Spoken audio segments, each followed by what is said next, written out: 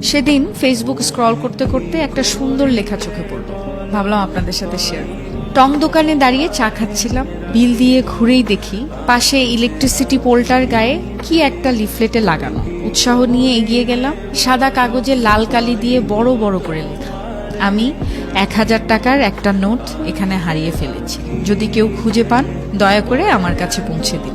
আমি একজন বৃদ্ধ মহিলা, চোখে খুব কম দেখি।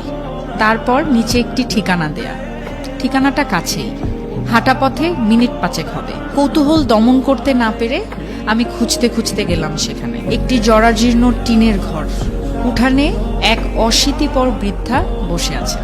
আমার পায়ের শব্দ পেয়ে তিনি মুখ তুলে তাকালেন, বললেন, কে? আমার সম্বিত ফিরল। গলির মাথায় আমি আপনার 1000 টাকা খুঁজে পেয়েছি। আমার কথা শুনে তিনি হাউমাউ করে কাঁদতে লাগলেন।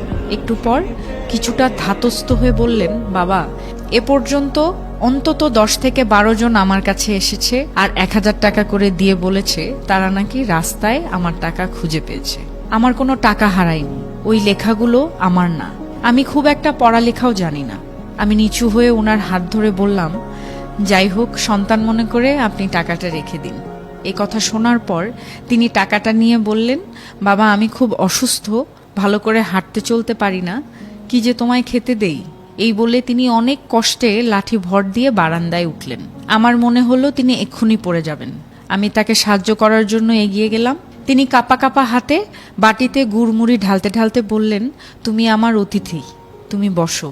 আমার পেটে একটুও ক্ষুধা ছিল না, তবুও কিছুটা বৃদ্ধার আন্তরিকতায় মুগ্ধ হয়ে বাকিটা তার সাথে আরো খানিকক্ষণ গল্প করার লোভে ধীরে ধীরে গুড়মুড়ি খেতে লাগলাম। কথায় কথায় জানলাম এই পৃথিবীতে আপনজন বলতে উনার কেউ নেই।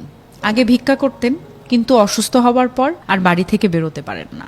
ফেরার সময় বৃদ্ধা বললেন, বাবা, একটা অনুরোধ, তুমি যাবার সময় ওই কাগজটা ছিঁড়ে ফেলো।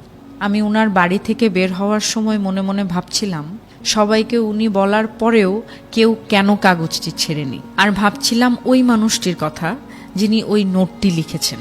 সহায় সম্বলহীন অসুস্থ বৃদ্ধ মানুষটাকে সাহায্য করার জন্য, এত সুন্দর উপায় বের করার জন্য আমি তাকে মনে মনে ধন্যবাদ দিলাম। হঠাৎ ভাবনায় ছেদ পড়ল একজনের কথায়। এই যে শুনছেন, 40 ঊর্ধ্ব এক ভদ্র মহিলা আমার দিকে এগিয়ে এসে বললেন, এই ঠিকানাটা কোথায় বলতে পারেন?